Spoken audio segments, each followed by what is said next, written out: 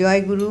সকল ইষ্টপ্রাণ মা, দাদা এবং ছোটদের জানাই আমার আনন্দিত জয়গুরু বলে আজকে ব্লগটা শুরু করলাম। এই দেখো, গুরুদেবকে ফুল দেওয়া হয়ে গেছে, রাতুল চরণে আমার ফুল দেওয়া হয়ে গেছে। ওই সকালে উঠে বললাম না, উঠে ইষ্টবিধিটা করে নিই, প্রার্থনা করে নিয়ে তারপরে জামা কাপড় ছেড়ে করে নিয়ে তারপরে ফুলটা তুলে আনি। ফুল টুল তুলে এনে তারপরে পুজোটা করি। পুজো করি, চাটা খেয়ে নিই। চা না খেয়ে পারি না, আমাদের সব চা না খেলে হয়। এইখানে এই ঘরে যে ঠাকুর আছে, এইখানে এই যে ঠাকুর আছে, সব ঠাকুরকে আমার কর্তামশাই ফুল দেয়। এখানে সব ফুল দেবে। আর আমার ঘরের এই যে এইখানে এই পাশে এর পরের ঘরটাই ঘরে দেখো কর্তামশাইয়ের জন্য ফুল রেখেছি। আজকে সন্তোষী মার ফুল আছে, এই যে সন্তোষী মার পুজো দেবো আজকে তোমাদের এই যে আমার শ্বশুর শাশুড়ি ওনাদেরকে আমি ফুল দিই। এই যে এখানটায় ওদের ফুল দিই সুন্দর করে। আর এইখানে এই যে ঠাকুর ঘর আছে, এই ঠাকুর ঘরে পুজো দেওয়া হয়ে গেছে। দেখো বন্ধুরা, সব পুজো দেওয়া হয়ে গেছে, সব ঠাকুরের পুজো দেওয়া হয়ে গেছে। জবা ফুল খুব কম ফুটছে, ওই জন্য অল্পই দিচ্ছি। কী করব, অল্প ফুলই যা পাচ্ছি তাই দিচ্ছি। আর কি করা যাবে, না পেলে দাঁড়াও দেখায়। দিয়ে এবার ওপরের ঠাকুর ঘরে যাব পুজো করতে। ঠাকুরের বাসন ধোয়া হয়ে গেছে। হ্যাঁ, ঠাকুরের বাসন ধোয়া হয়ে গেছে।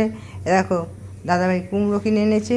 ওই যে আজকে নিচের রান্নাঘরের নিচে আমাদের ওপরের বাড়িটা রয়েছে, পাশে একটা রান্নাঘর। মানে আগে আমাদের অনেক আগে, তখন আমার বিয়ে হওয়ার পরেও রান্না করেছি। একটা টালির একটা ঘর আছে, সেই ঘরে রান্না করা হতো। এবার সেখানে এখন আপাতত আমাদের ব্যবসার জিনিসপত্র, তারপর ওই ক্যারেট ওইসব থাকে, ওইসব রাখা হয়। ক্যারেট জিনিসপত্র সব রাখা হয়। দাঁড়াও দেখাই তোমাদের ঘরটা, ওপর থেকেই দেখাই। নিচে হয়ে গেলে নিচে সেই ঘরটা খুলে এবার সেই ঘরটাকে সারানো হচ্ছে। ওই জন্য দাঁড়াও দেখাই দাঁড়াও।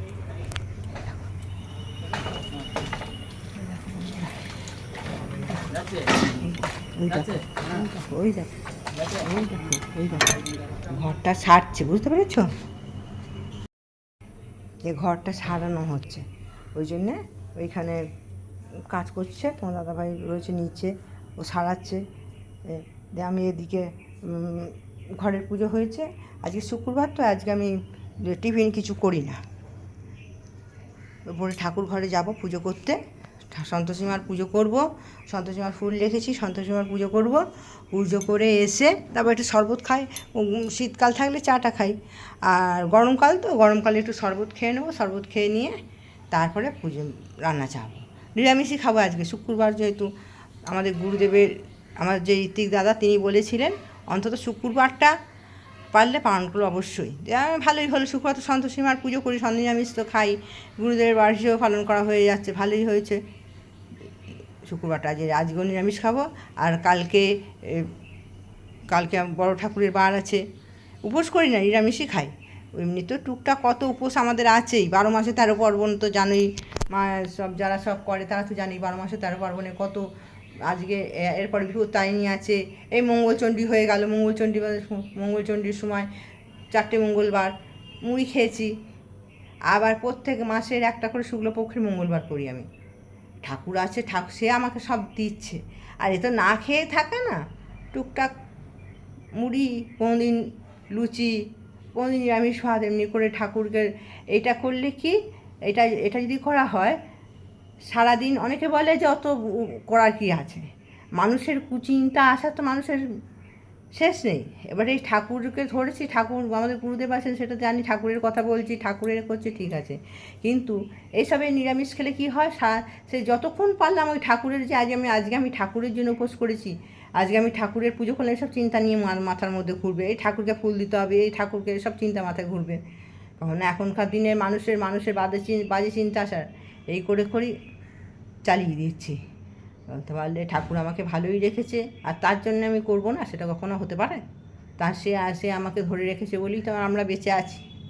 তাদের ইচ্ছা ছাড়া তো একটা পাতাও নড়ে না। আছি এবার উপরে চলো ঠাকুর ঘরে যাই, সন্তোষী মার পুজোটা করে আসি, চলো তোমাদের সঙ্গে সঙ্গে থাকো। চলো দাঁড়াও, ফুলটা নিই, ফুল নেবো। আচ্ছা, এই ফুলটা নিলাম, এই যে ফুল নিয়েছি, ফুল নেবো। আচ্ছা, গুড় ওখানে আছে ওপরে, ছোলা গুড় দিই, ফুল দিয়ে পুজোটা করে আসি। আর আজকে তো সব তো কালকে তুলে রেখেছি, কিন্তু আজকে তো আর ওগুলো হাত দেবো না, আজ শুক্রবার না, সবগুলো তো টক, তো টক কোন একটু একটা আমার তো একটু টক ছিল, এবার ওই জন্য আজকে হাত দিই না, একদম কালকে তুলে রেখেছি, কালকে তোমাদেরকে দেখাবো। সবাইকে দিই, আমার কাজে দিদিকে দিয়েছি খানিক। হ্যাঁ, আম আছে, আম থাকলে তো সবাইকে দিয়ে এসেছি আম, এবার আমার কত আম আর রেখে রেখে দেবো, আম সত্ত্বটা করে রেখে দিয়েছি, এবার সবাইকে দেওয়া হবে, আম সত্ত্ব দেওয়া হবে, নিজেরাও খাওয়া হবে, তাদেরকেও দেওয়া হবে, ছেলে বউরা আসলে, ছেলে বউটা তো বলেছিল পুজোর সময় আসবে, দিয়ে পুজোর সময় আবার আমার বলছে ঠিক নেই, আর কি কোনো কাজটা তো করতে হবে বলো বন্ধুরা, কাজ না করলে কী করে হবে, কাজ তো করতে হবে, যার যার কর্মজীবনে থাকতে হবে বলো, লেখাপড়া শিখেছে, মানুষ হয়েছে, কাজ না করে বাড়িতে বসে থাকলে হবে বলো, কী আর করা যাবে, ঠাকুর যা ভালো বোঝে তাই করবে, ঠাকুর যদি মনে করে আসলে ভালো তাহলে আসবে, আর যদি মনে করে দেখো বাপরে, দেখো কেমন রোদ বেরিয়েছে, দাঁড়াও, বাপরে বাপরে কত রোদ গো, দাঁড়াও দেখাই, এই দেখো দেখো, ওই দেখো আমার পতাকা, বজরংবলির পতাকা কেমন উঠছে দেখো, সেই করে উঠছে, দেখছো, ওই দেখো জাম গাছ আছে, সুপারি গাছ, নারকেল গাছ, ওই আম গাছ, দাঁড়াও জামা কাপড় কটা তুলে নিই, বাপরে বাপ কত রোদ বেরিয়েছে দেখো, হ্যাঁ বৃষ্টি হবে বলছে, তাই বৃষ্টি, ওপর থেকে দেখাই, দাঁড়াও তোমাদের একটু ঘরটা, জামা কাপড় কটা তুলে নিই, যা রোদ বেরিয়েছে পুরো ছাই হয়ে যাবে হয়তো, দেখাই, দেখো টুকটাক আম, ওই দেখো ঘর সারাচ্ছে, ওই দেখো দেখতে পাচ্ছ, ওই দেখো বন্ধুরা কত গাছ, স্থলপদ্ম ফুল গাছ, শিউলি ফুল গাছ, আম গাছ, জাম গাছ, আম হয়েছিল অল্প হয়েছিল, খুব একটা বেশি হয়নি, নতুন তো ওসব গাছপালা তো চচ্চর করে বেড়ে যায়, এবার গাছ যত বয়স হবে তত হবে, এই সুপুরি গাছের এসেছে, সব সুপুরি গাছের বল এসেছে সব, নারকেল গাছ, এই যে নারকেল গাছে নারকেল ধরে আছে, স্থলপদ্ম গাছ একটা খুব বড়, একটা মাঝারি, তার ছোটো, আর একটা লালটা আছে, আর আমি খুঁজছি সাদাটা, পেঁপে গাছে কত পেঁপে ধরে আছে, দেখ পেঁপে হয়েছে আমার পেঁপে গাছে, দেখ নিচে গিয়ে দেখাবো, নিচে এক সময় যাবো, নিচ থেকে দেখাবো কত পেঁপে ধরেছে, সুপারি বাপরে বাপরে রোদে একদম জীবন হয়ে গেল, হ্যাঁ প্রচুর রোদ বেরিয়েছে, দাঁড়াও একটু তোমাদের ঠাকুরটা, সন্তোষীমা ঠাকুরটাকে দেখাই, দিয়ে পুজো করে নিয়ে আবার দেখাবো, হ্যাঁ দাঁড়াও যাচ্ছি, প্রচুর গরম গো বন্ধুরা, সবাইকারই গরম করছে, আমার একার গরম করছে বললে হবে, সবাইকারই কষ্ট গরমে বলো, সবাই কষ্ট করছে, আমাদের কর্তা ভোরবেলায় উঠে 2:30টার সময় বেরোয়, আমার ছেলে সকাল 6টায় উঠে অফিস যায় বলো, আর ছেলে হায়দ্রাবাদে থাকে, ওখানে চাকরি করে, তো ওই জন্য ওইখানে থাকে, দাঁড়াও বন্ধুরা দেখাই, এই দেখো মা সন্তোষীমা আছে, এই দক্ষিণেশ্বরের কালী মা আছে, এই নারায়ণ আছে, বেশ নিচে সব ঠাকুর আছে, তো এইখানে সব ঠাকুর সাজানো ছিল, কিন্তু এই যে উপরে উঠান, উপরে উঠান এইগুলো সব ঠাকুর ছিল, এগুলো কলসি রাখা আছে, এমনি পেতলের, আগেকার দিনে সব দিত না সেই বিয়েতে, সব ওই কলসি রাখা আছে, আর সব টুকটাক জিনিস রাখা আছে, নিচে ঠাকুরটা রেখেছি, আর এই যে এখানে সব জিনিসপত্র সব রাখা আছে, সব ওই শীতের জিনিসপত্রগুলো নিচের ঘরে রাখলে, সেই নিচের ঘরে সে আগেকার দিনে ঘর তো, ওপরেরটা ওপরে থাকি, আর নিচের এ দেখো বন্ধুরা হয়ে গেছে, মা সন্তোষীর পুজো হয়ে গেছে, এ দেখো মা সন্তোষীর ছোলা গুড় ভোগ নিবেদন করা হয়ে গেছে, পুজো হয়ে গেছে, আসছে না কেন, যে সব পুজো জানলার এটা আসছে, পুজো হয়ে গেছে, সব কিছু হয়ে গেছে, হ্যাঁ এবার নিচে যাব, নিচে গিয়ে রান্না চাপবো, পরে দেখি কি রান্না করি, তোমাদেরকে দেখাবো, হ্যাঁ সঙ্গে থেকো। এই দেখো বন্ধুরা আজকের মেনু দেখাবে বলেছিলাম, আলু ভাজা, দাদাভাই খাচ্ছে ঘি দিয়ে, আলু ভাজা দিয়ে, পাঁপড় ভাজা দিয়ে, আর লাস্টে ঢ্যাঁড়সের একটু অল্প একটু ঝোল। ঘি আর আলু ভাজা দিয়ে হলেই আমাদের হয়ে যায়। পাঁপড় ভাজা, তার সঙ্গে ঢ্যাঁড়সের একটু তরকারি, অল্প একটু তরকারি করেছি। আজকে শুক্রবার, নিরামিষ। হ্যাঁ, খেয়ে নিই, সঙ্গে থাকো, আবার দেখি আবার কখন আসতে পারি। তার চলে এলাম। সকল মায়েরা, দাদারা, ইষ্টপ্রাণ মা ও দাদারা, শুভ সন্ধ্যা, জয় গুরু। সন্ধেবেলায় প্রার্থনা, সন্ধে দেওয়ার পর প্রার্থনা করে এই তোমাদের সামনে বসলাম। পরম প্রেম আশিসী ঠাকুরের আতুল চরণে জানাই আমার কোটি কোটি প্রণাম। পরম পুজো, পরম আরাধ্যা জগৎ জননীর চরণে জানাই আমার কোটি কোটি প্রণাম। পরম পূজনীয় বরদার চরণে জানাই আমার কোটি কোটি প্রণাম। পরম পূজনীয় পূজ্যপাদ আচার্য দেবের চরণে জানাই আমার কোটি কোটি প্রণাম। গুরু পরিবারের সকলকে জানাই আমার কোটি কোটি প্রণাম। এখানে উপস্থিত সকল ইষ্টপ্রাণ মা ও দাদা জানাই আনন্দিত জয় গুরু। সন্ধেবেলা ঠাকুরের কথা একটু আলোচনা করি। আমরা যারা সৎসঙ্গী, যারা দীক্ষা নিই, চলার জন্যে ঠাকুর আমাদের পাঁচটি জিনিস দিয়ে আমাদের বেড়া জানলে আবদ্ধ করে দেন। পাঁচটি জিনিস কি? যজন, যাজন, ইষ্টভীতি, সস্তয়নী, সদাচার। ঠাকুর দিয়ে গেলেন এই পাঁচটি জিনিস: যজন, যাজন, ইষ্টভীতি, সস্তয়নী, সদাচার। আমাদের সুন্দরভাবে যাতে আমাদের পথ যাতে কোনো ভুল না হয়, আমরা যাতে ভুল পথে কোনো যাতে না যেতে পারি, তাই জন্যে ঠাকুর আমাদের এই পাঁচটি বেড়া জালে বেঁধে দিয়েছেন। এইবারে আমরা যখন ছেলেকে স্কুলে যখন ভর্তি করি, তখন নিশ্চয়ই 9-10 ভর্তি করি না, 1 ভর্তি করি। সেই রকমই ঠাকুরের এই চলার পথে চলতে গেলে, এই যাজন করতে গেলে আমাদের কি করতে হবে? প্রথমে যজন করতে হবে। আর যজন করতে গেলে কি করতে হবে? নির্দিষ্ট সময়ে প্রার্থনা, বাণীপাঠ, এগুলো সব করতে হবে। আর নির্দিষ্ট সময়ে কেন? আমরা যখন ছেলেকে স্কুল পাঠাই, নিশ্চয়ই সকাল 10টায়, 11টায়, 12টায় এমনি সময় পাঠাই না, নির্দিষ্ট টাইমে পাঠাই। কেউ যখন সরকারি চাকরিতে যায়, যে কোনো চাকরিতে যায়, তার একটা নির্দিষ্ট টাইম আছে। আমরা যখন খাবারটা খাই, তখন তার একটা টাইম আছে। নিশ্চয়ই একদিন 10টায় ভাত খাই, একদিন 12টায় ভাত খাই, দুটো ভাত খাই, এরকম খাই না নিশ্চয়ই, নির্দিষ্ট একটা টাইম থাকে। সেই রকমই আমরা যদি ঠাকুরকে ভালোবাসি, তাহলে সন্তানকে যদি নির্দিষ্ট টাইমে না দিই, সে সেরকম অসুস্থ হয়ে পড়বে। ঠাকুরকে ভালোবাসলে ঠাকুরের কাজগুলো সেই নির্দিষ্ট টাইমে করতে হবে। এই প্রার্থনাটা ঠাকুর একটা নির্দিষ্ট টাইম বেঁধে দিয়েছেন, প্রার্থনাটাও ঠাকুরের নির্দিষ্ট টাইমে করতে হবে। ইষ্টভীতিটাও নির্দিষ্ট টাইমে। তারপরে এই ঠাকুরের প্রার্থনা করার পর ঠাকুরের বই পাঠ করলে আমরা কী করতে শিখবো? যাজন করতে শিখবো। হ্যাঁ, এইভাবে আস্তে আস্তে আমাদের ধাপে এগিয়ে যেতে হবে।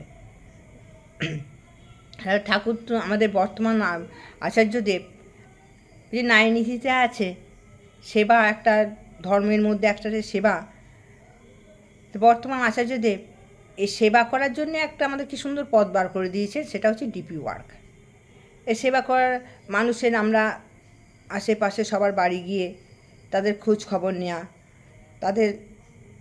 তাদের সাহায্য করা, এসবগুলো করতে, ওইটাই তো একটা সেবা হয়ে যাচ্ছে। তাদের ইষ্টমুখী করা, তাদের ঠিক পথে চলা, এগুলো করাই তো একটা সেবা হয়ে দাঁড়িয়ে যাচ্ছে। সেবার একটা পথ করে দিয়েছেন আমাদের বর্তমান আচার্যদেব। এইভাবে ঠাকুরের পথে চলতে গেলে নির্দিষ্ট টাইমে প্রার্থনা করে তবে আমাদের মঙ্গলই হবে। আর ঠাকুরের পথে চললে নিশ্চয়ই তার খারাপ হবে না। আর নাম সবসময় যদি নাম করা যায় তো খুবই ভালো। সবসময় অন্তত সকালবেলায় 5 মিনিট অন্তত নাম করতে হবে। ঠাকুর যে আমাদের কতটা ভালোবাসেন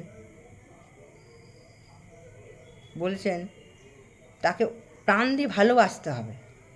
হ্যাঁ, তার এমনভাবে আচার্যদেব বলেছেন, তাকে মন প্রাণ ঢেলে তাকে ভালোবাসতে হবে, তবেই তাকে তিনি আমাদের তো ভালোবাসেনি। ঠাকুর ওই যে বলেছেন, আমি তোমায় ভালোবাসি তাতে তোমার কি, যদি তুমি না আমায় ভালোবাসো ভস্যে ডালা ঘি। তাহলে ঠাকুরকে যদি ভালোবাসা হয় তবেই তো হবে। ঠাকুর তো আমাদের ভালোবাসেনি। এইরকমই একটা গল্প আছে। ঠাকুর তো অন্তর্যামী, ঠাকুরের বাড়িতে তখন সবাই আসতো, দিয়ে এক কালীর মা বলে একজন কদিন ধরে আসছেন না। ঠাকুর তখন একজনকে বলছেন, কালীর মা কী জন্য আসছে না, একটু খই নিয়ে আসিস তো। প্রথম দিন গেছে এক ভক্ত, ঠাকুরের ভক্ত গেছেন, দিয়ে সে বলছে কী হলো, আসছে না কেন, শরীর টরীর খারাপ নাকি? বলছে না, তার স্বামী একটা গরু কিনেছে, সে গরুটা 12 কিলো 6,000 টাকা দিয়ে একটা গরু কিনেছে, 12 কিলো দুধ দেবে বলছে, কিন্তু সে বলছে দুধ কিছুতেই দুধ দিচ্ছে না। যখন বলছে, কদিন পরে আবার বলছে যে আবার দেখায়, দিয়ে তখন বলছে যে এসে বলছে যে কী রে, কী হলো, এখনও গরু দুধ দিচ্ছে না? বলছে না, এখনও দিচ্ছে না। দিয়ে তার কদিন পর সে কালীর মা আবার এসেছেন ঠাকুরের বাড়িতে, ঠাকুরের কাছে এসেছেন, মা বড় মার কাছে যাচ্ছেন। ঠাকুর তখন ডাকছে, ও কালীর মা, ও কালীর মা, কী হলো, একদিন আসেন নাই কেন, আসো নাই কেন? তো তখন কালী বলছে, আরে আমার স্বামী একটা গরু কিনেছিল, দিয়ে সে কিছুতেই দুধ দিচ্ছিল না, ওই জন্য আসে। বলে দেছে। ঠাকুর তখন বলছে ছুটে এসে বলছে দেছে, বলছে হ্যাঁ এখন দিয়েছে। 12 কিলো দেছে? তখন সে বলছে যে কালীর মা বলছে হ্যাঁ 12 কিলোই দেছে। তখন ঠাকুর বলছে কি করে দিল?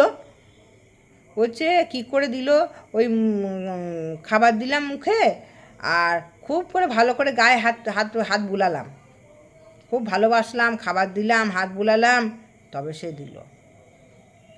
বলছে ওটাই, ঠাকুর তখন বসে আবার বলছে ওটাই তো কই, প্রাণ দিয়ে ভালোবাস আমায়, তাহলে তোরা যা চাইবি তাই পাবে। এইভাবে ঠাকুরকে এইভাবে ভালোবাসলে সব কিছুই পাওয়া যায়। প্রাণ ভরে তাকে কী করতে হবে, ভালোবাসতে হবে। সে যা বলেছে সেগুলো মেনে চলতে হবে। নির্দিষ্ট টাইমে আমি যদি ইষ্টবিধি না করি, আমি যদি নির্দিষ্ট টাইমে, তা ভালোবাসা মানে কি, সে তার কিছুই চাইছে না। নির্দিষ্ট টাইমে ইষ্টবিধি করতে হবে, নির্দিষ্ট টাইমে তার প্রার্থনাটা করতে হবে, তার নাম ধ্যানটা করতে হবে, আর তার নীতিগুলো আমি কি করে তার মনের মতন হয়ে উঠবো সেটা সবসময় চিন্তা করতে হবে। সে যেভাবে চলতে বলেছে আমি যদি সেইভাবে না চলি, আমি আমার সন্তানকে যদি ভালোবাসি, সে যা চায়, সে যা খেতে চায় সেটা আমরা করতে পারি, আমার স্বামী যদি সে যেটা খেতে চায় সেটা করতে পারি। ঠাকুরকে ভালোবাসলে সে যা চায়, সে ঠিক মতন চলার কথা সে বলেছেন, সকলকে ভালোবাসতে সে বলেছে। ঠাকুর যদি এত বিশ্ব দুনিয়ার মালিক হয়ে এতজনকে ভালোবাসতে পারেন, আমরা কেন সামান্য কিছু মানুষকে ভালোবেসে তাকে ঠিক পথে আনতে পারবো না? এটাই হচ্ছে ঠাকুরের কথা। ঠাকুরকে ভালোবাসলে অসাধ্য সাধন হয়। তার ভালোবাসা মানে কি, তার জিনিসগুলো, তার সে যেগুলো বলেছে সেগুলো মেনে চলা, আর কিছুই না, আর কিছুই সে চায়নি। এটাই, ওই একটা গান আছে, আর তো কিছুই চান না তিনি, চান শুধুই ভালোবাসা। একটা কীর্তন নতুন শুরু ঠাকুরবাড়ি থেকেই হয়েছে, বোধহয় অবিন্দা বোধহয় বলেছেন, গানটা করেছেন যতদূর সম্ভব। আর তো চিনি চান না, চান যে শুধু ভালোবাসা, এই বলি। আর আমার এই কথা শুনে যদি কারুরই এই ঠাকুরের প্রতি একটুও ভালোবাসা জাগে, সেটাই আমার হবে সার্থক। সবাই ভালো থেকো, মঙ্গল হোক, সবাইকার মঙ্গল কামনা করে জয় গুরু বলে আজকে এখানে ঠাকুরের কথা তো শেষ হয় না, ঠাকুরের কথা বলা শেষ করলাম। সবাই ভালো থাকো, জয় গুরু।